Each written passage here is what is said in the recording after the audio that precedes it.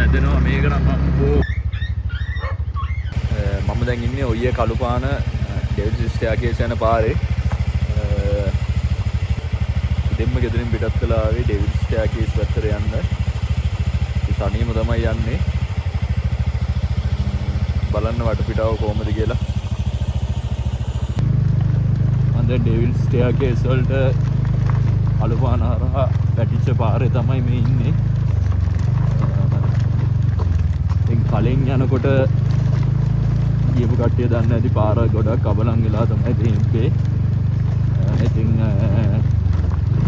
ඩෙවිල්ස් ස්ටෙයාර්කේස් පාර හදන්න පටන් ගන්න තියෙනවා. ඩෙවිල්ස් ස්ටෙයාර්කේස් යන පාරේ මෙතන තමයි අපිට හොඳටම බබරකන්ද ෆෝල්ස් බලා ගන්න පුළුවන් තැන. ඉතින් ඔයගොල්ලන්ට පේනවා ඉතින් මගේ පිටිපස්සෙන් බබරකන්ද ෆෝල්ස් තියෙනවා. ටිකක් උඩට ආවට පස්සේ අපිට බලා ගන්න පුළුවන් බබරකන්ද ෆෝල්ස්. එන්න මේම තමයි පහළට ඇදගෙන වැටෙන්නේ.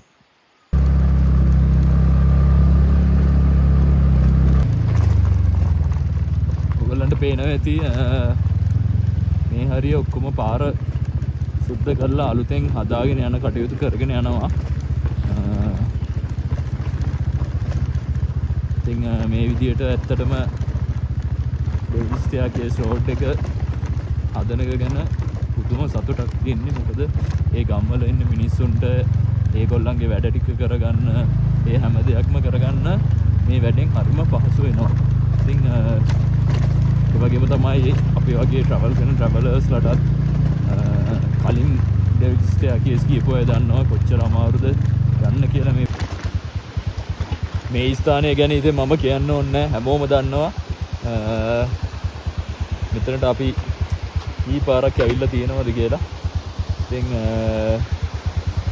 අද වෙනකොට මේතන තත්ත්වය මෙහෙම තමයි.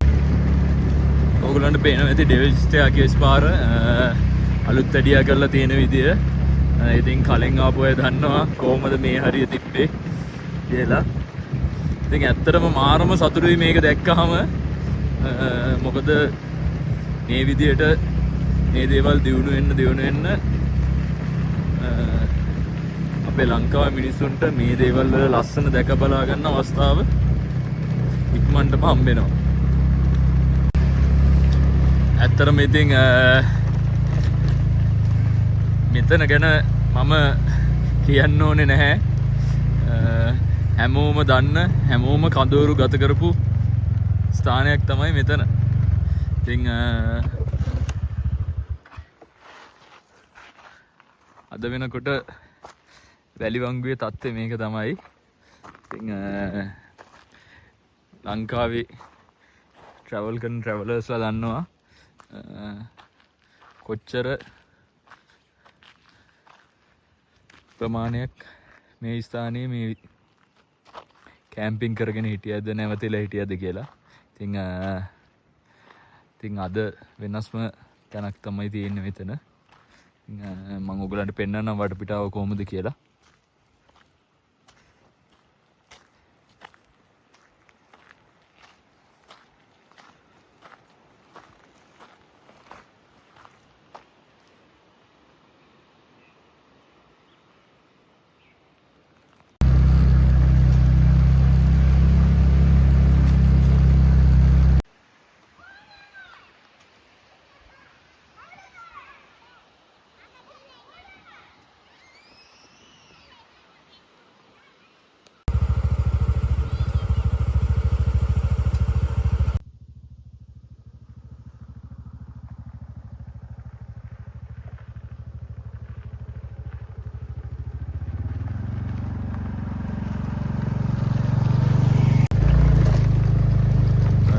මෙතනින් මෙහාට ඉතින් තාම පාරේ සංවර්ධන කටයුතු නම් කරලා නැහැ.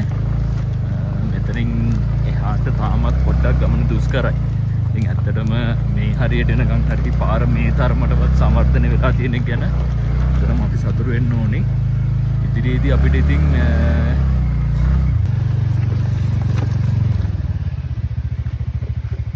ඕගොල්ලන්ට පේනවද සුන්දරත්වය කොහොමද කියලා.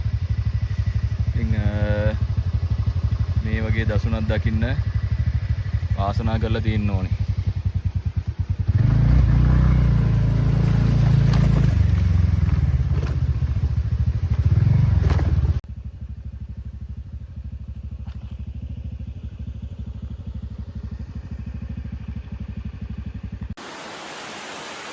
ගයිස් ඇත්තටම මෙතන ආරම දර්ශනයක් තමයි තියෙන්නේ. ඔයගලන්ට පේනවා ඇති මං එන පාර ඔක්කොම මීදුමෙන් වැහිගෙන යනවා. දැන් වෙලාව දවල් 12ට විතර ඇති. ඉතින් තනියම මේ වගේ පාරක මේ සුන්දරත්වය විඳගෙන යනවා කියන්නේ ඒක වෙනමම අත්දැකීමක්. ගයිස් ඔයගලන්ට පේනවා ඇති එන්න මීදුම් වැඩි වෙනවා. අද මාරම ලස්සන දවසක තමයි මම ඇවිල්ලා තින්නේ. ඉතින් ඩෙවිල්ස් ස්ටෑර්කේස් වල නියමම සුන්දරත්වය කියන්නේ මේක තමයි.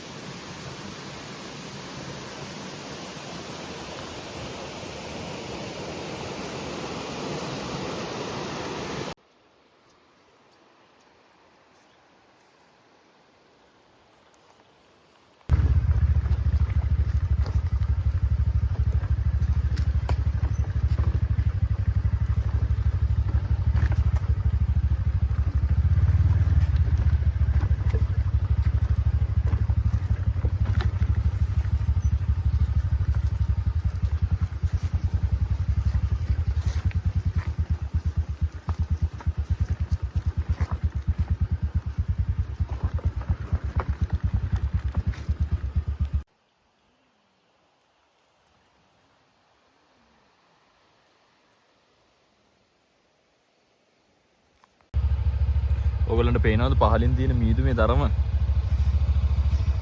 මාරම ලස්සනයි යා. හිතා ගන්නවත් බෑ ඉච්චර ලස්සනයිද කියලා.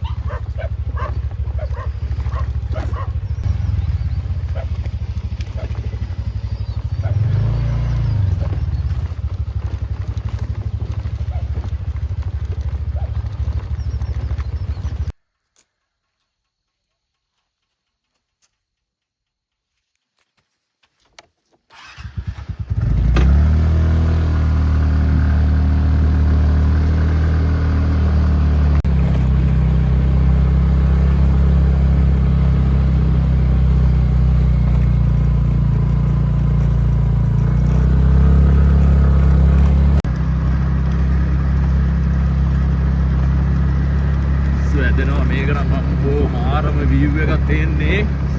මීදුමෙන් වැහිලා ගිහිල්ලා තින්නේ ඔක්කොම. ඔයගලන්ට පේනවා ඇති.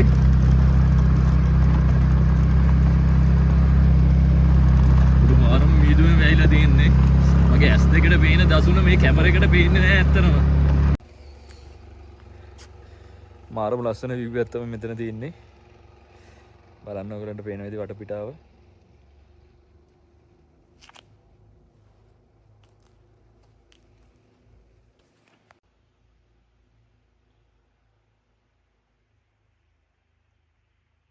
මේ බලන්න මීදුම වගේ සම්පූර්ණම ස්නෝ එක වගේ මගේ මුළු ටී-ෂර්ට් එකේම මේ වෙලා මොනවාන් ඉස්සරහා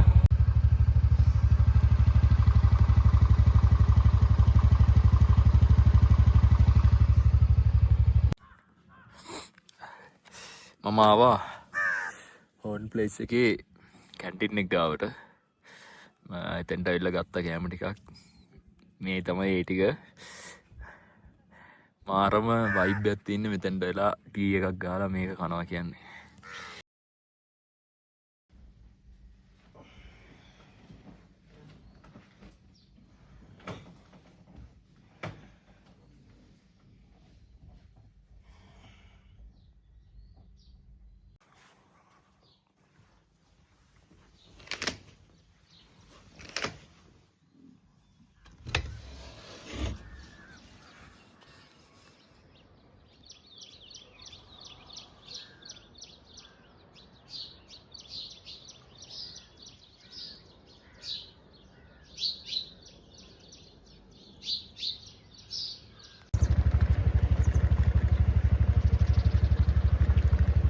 මෙන්න නුවරඑළියේ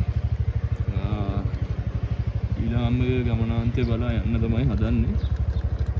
දැන් තමයි එළියට වැස්සේ. දැන් අපි යනවා ඊළඟ සුන්දර ගමනාන්තය බලන්න.